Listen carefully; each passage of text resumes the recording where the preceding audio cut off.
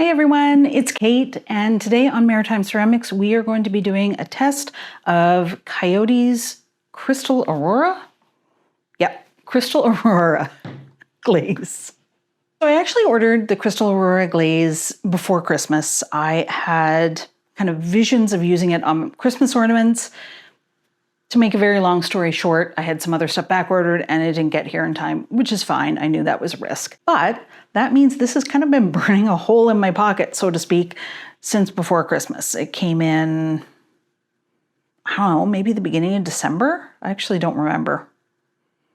Anyway, I have been looking forward to testing this one for a while. Excited about this one because I don't know about you, but when I started Pottery and I started to look through the pictures of what other people were doing with Pottery, a few things kind of really caught my imagination. One of them was the carving with the Celadon style glaze over top. And I've done a ton of work in that style.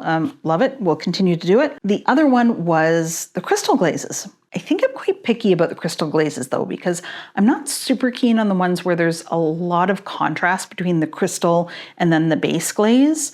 I find they look a little bit like the chicken pox or a petri dish. So I picked this one because it looked like it was a fairly subtle effect. We'll see. The best part about Coyote glazes is that you can actually just pour them on. So that's what we're gonna do today. I'm gonna pour, I'm gonna dip. Am I gonna do that for everything? I think I am gonna do that for everything. Anyway, we'll find out as we go along. I'm also gonna try it on one red test tile. I don't think crystal glazes work on red clays. I think the iron oxide in the clay does something to the chemistry of the glaze, but you know, it's a little bit of clay. We'll give it a try, see what happens. The downside to the Coyote glazes, in my experience, is the crazy hard panning on the bottom of them. I have had this upside down for a while, so hopefully that will help. I'm thinking maybe it's kind of like peanut butter, you know, the natural peanut butter, you store it upside down, so all the oil flows to the top, and then you turn it upside down and it's easier to mix. We'll see if I'm right. A few things that you need to know about the Crystal Aurora glaze. It is non-toxic, lead-free. It is not recommended for food use. Okay, so I was going to put it on a cloud cup, but I guess not. I'll find something else to test. It says here, it's actually fairly specific. It says it might scratch easily.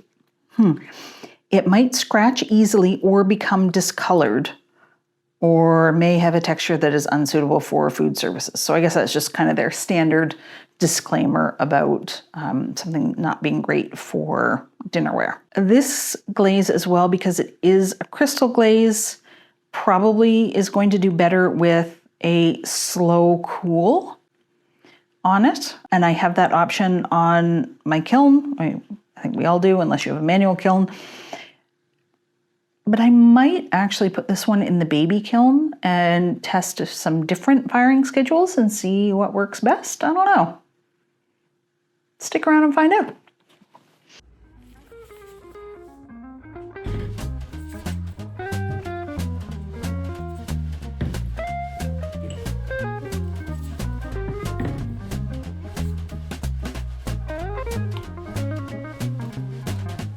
So I'm mostly doing porcelain testers here, just the one red clay to see what happens. Like I say, I don't expect that one to turn out, but you never know.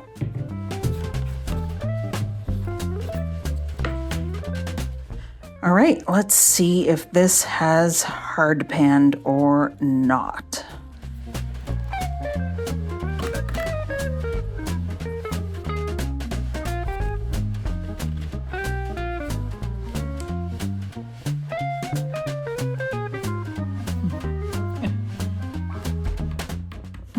It's a little gloopy, but I would say that that is because I ordered this in the fall, late fall, early winter, so it probably froze on its way to me, which is not a big deal. It just means that it needs to be stirred up.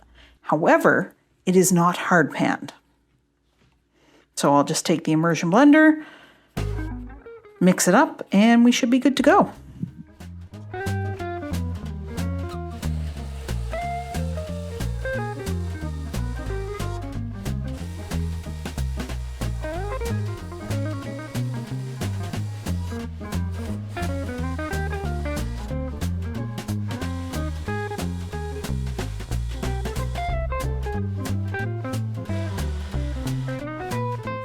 I'm going to start with the red test tile because that's going to be the easiest one to dip. The 2 test tiles will be the easiest.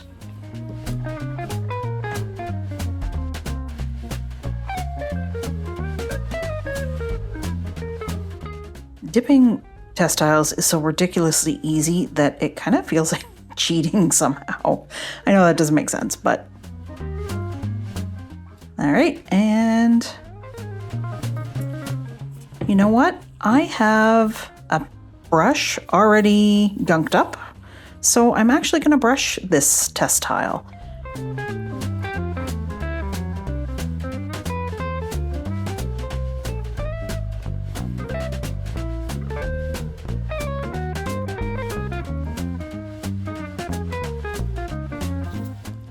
And I will make a note of it because if I don't write it down, I am going to forget. All right, we're gonna go in for the pour. This still looks a little gloopy, but we're just gonna go with it and use it as is and see how it turns out.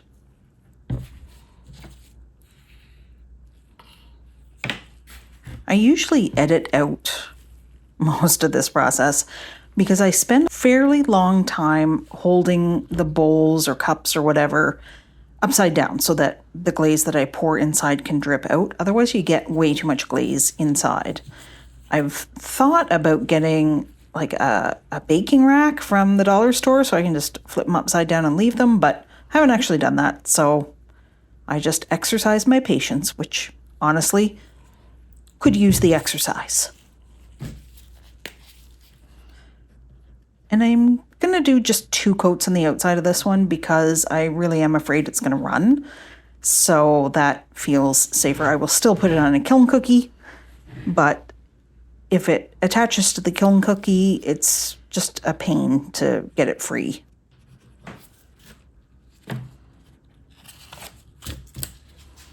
All right, let's see if we can pour inside this little vase. All right, not bad.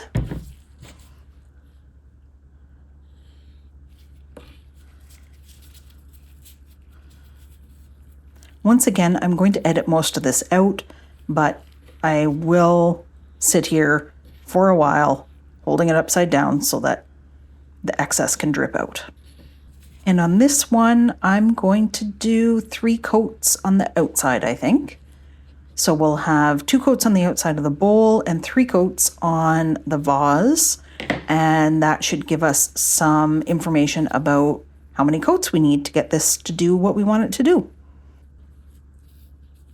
I know I said that I was going to dip all of these, but I've got the brush out anyway, so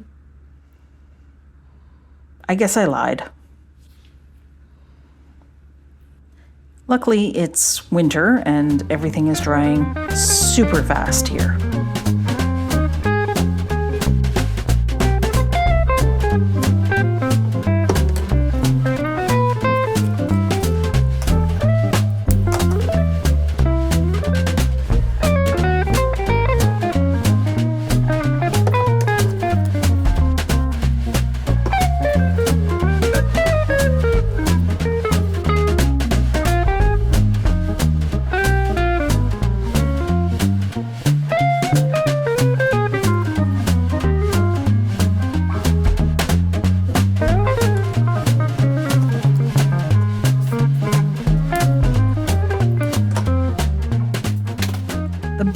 Has some lines on the outside of it to help catch any glaze drips. I am still not going all the way to the bottom, and I am only doing 2 coats. I know you can grind drips off of the bottom of pots. I have done it myself, but it takes a ridiculous amount of time, and I do not enjoy the process. So I am over time becoming better at either keeping my glazes from running or at least remembering to put a kiln cookie underneath. Except that I have had some problems with my dipping version of Laguna Powered Turquoise lately.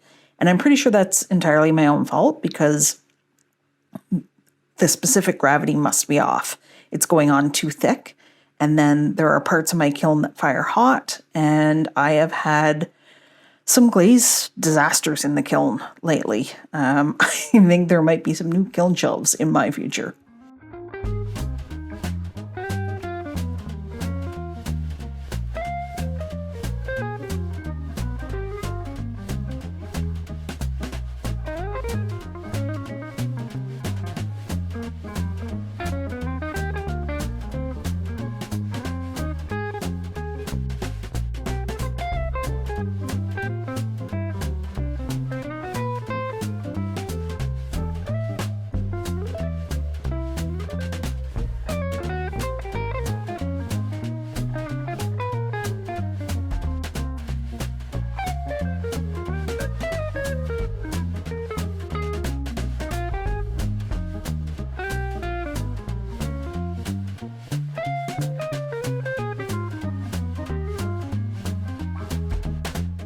Okay, so that's 4 coats on the test tile.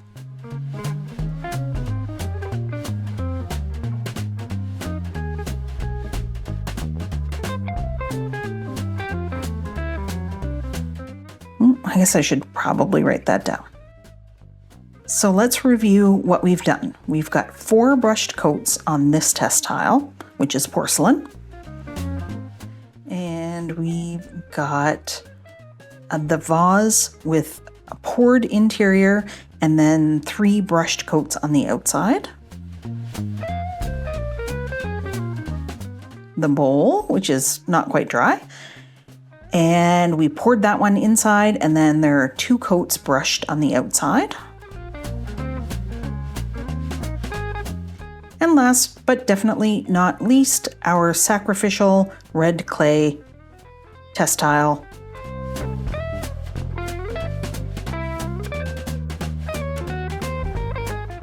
Dipped.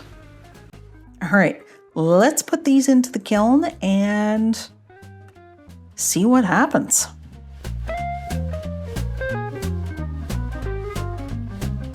We have our Coyote Crystal Aurora testers out of the kiln. And I want you to stay tuned after this because I knew that this glaze was going to have a learning curve. So I'm going to do a round 2 of testers. So stay tuned after we look at these guys because you're going to see some more, hopefully better ones. As expected, red clay and a crystal glaze don't really get along. There's nothing interesting happening here, but you know what? It was worth a try. The porcelain test tile worked beautifully.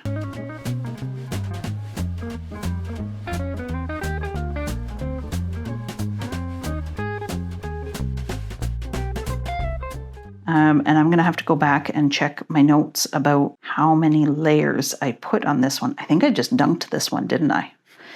It did run, but it just skirted disaster there. And it did certainly run here. So heavy application, lots of running. But heavy application and you get more of this blue tone, whereas this little pot, you know, lots of crystals here, nothing wrong with that, but it's really brown in the background, which is not really what I'm after.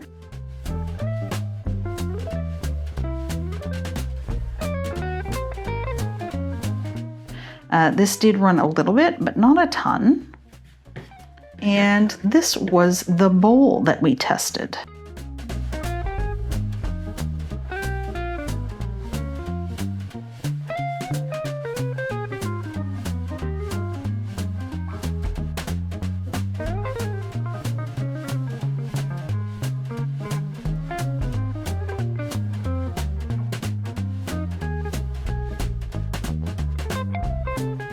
And I feel like we did 2 coats on the outside and 3 on the inside, maybe. So this is interesting. I think on a wide flat surface, you could maybe do something interesting with this. I'm not sure I love it in a bowl, but that's just because it has fallen down to the middle, right? It has run. And it does have a few crystals in here, but not a ton. On the outside, there's a ton of crystals. Now I know this said not to use it on food surfaces, but these are not really eating bowls. These are just trinket dishes. So it's fine. Don't worry. So these all turned out pretty well. They were all on the top level of the kiln, I think. I had them all organized, and anyway, now they're not organized.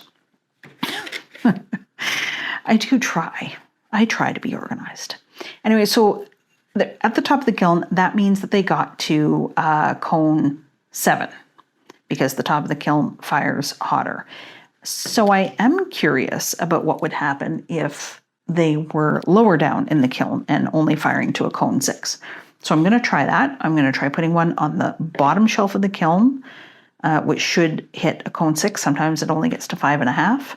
And I'm going to try doing more layers.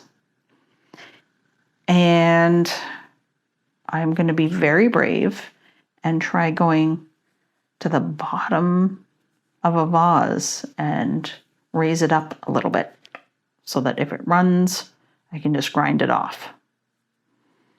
But really pleased that I got crystals out of all 3 of these. Again, it was a slow cool program, but I do know that crystals can be quite finicky to work with. So good job, Coyote, on delivering some consistent results.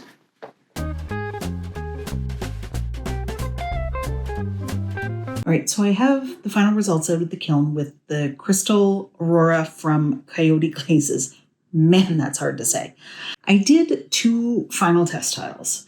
I did a little vase that I fired in the large kiln. I had another load to go in what I call my large kiln. It's still a small kiln, but I have the tiny little test kiln, the L&L test kiln, and then I have kind of my regular kiln. So this went in the regular kiln, and it ended up being fired to a cone 6.5. As you can see, it ran. So this one, I failed to make any notes about what I did with this. I think I actually wrote it down and then forgot to take a picture of it. I don't know. But I am 99% sure that I just dipped it into the bottle of glaze. And it overfired a little bit. It was on a cookie, thank goodness, because it ran. Of course, it ran a lot. And it's a really underwhelming result. Just in general, I'm not a fan of this. But I knew that, right? Because we had fired the initial test tiles quite hot and got a similar result. So, it's very similar to the vase that I got the first time around. However, I also did a test firing in what I call my baby kiln. So that's the L&L plug-in fire, just plugs right into the wall. It's awesome. And I was able to control the temperature on that one a little bit better. So that one got to pretty much a perfect cone 5. And into it, I put this vase.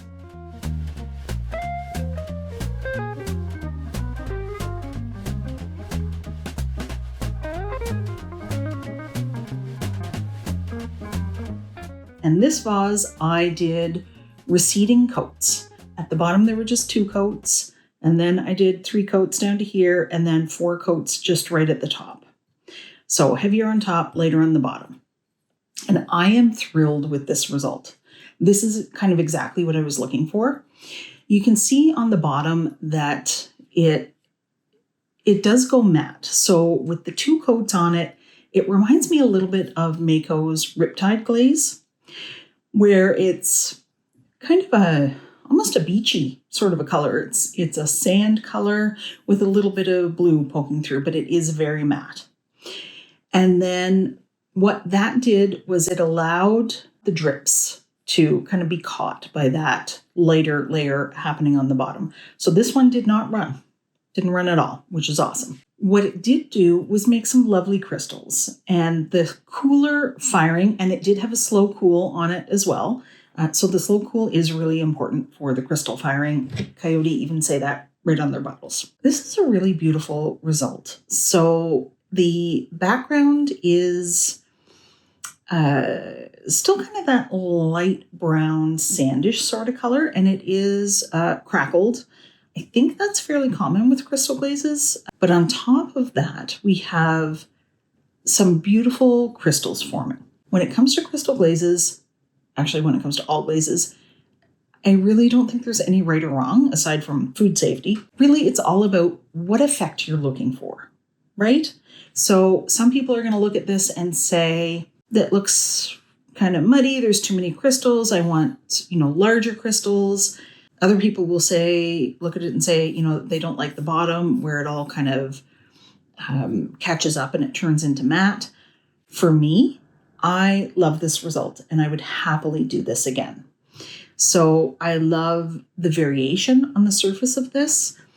The crystals, there's more of them in some places and less of them in other places. I love how it graduates to the matte bottom. I think that's really neat. And yeah, I like the little crystals. I like that some of the crystals are actually a different shape than the other ones. Like there's some almost straight crystals, like it just kind of grew up and down and forgot to grow out to make the kind of circular formation. And I really wish that I had a macro lens because I think this glaze, if you could see it really up close, it is absolutely fascinating. So I will say on the inside of this, there are some blisters. I will sand those down. That to me is not a huge deal because this is not a functional piece. I also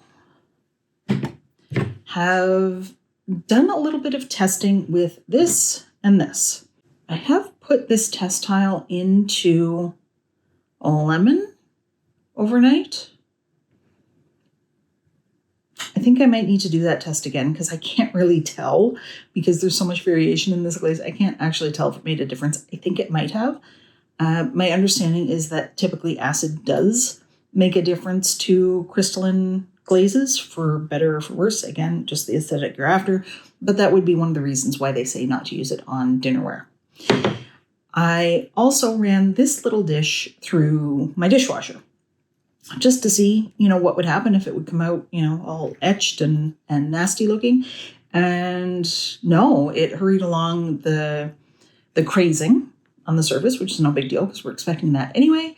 Other than that, it still looks good. So those are just some really initial tests. That is far from saying that this is a good glaze to put in your dishwasher or to use on the outside of mugs. That is what I'm trying to figure out. Can I take a cloud cup and put it on the outside? And that's going to be okay as long as I put, a stable liner glaze on the inside. I don't know the answer to that yet. If you have experience with this glaze and you have some insight to share on that front, I would love to hear about it. So please leave that down in the comments. I would really appreciate any insight that you have if you have more experience with the Coyote Crystal glazes. So what's the final verdict? I like it. I know crystal glazes aren't for everyone. I know they're finicky. You can't really use them on functional wear, at least not without a ton of testing.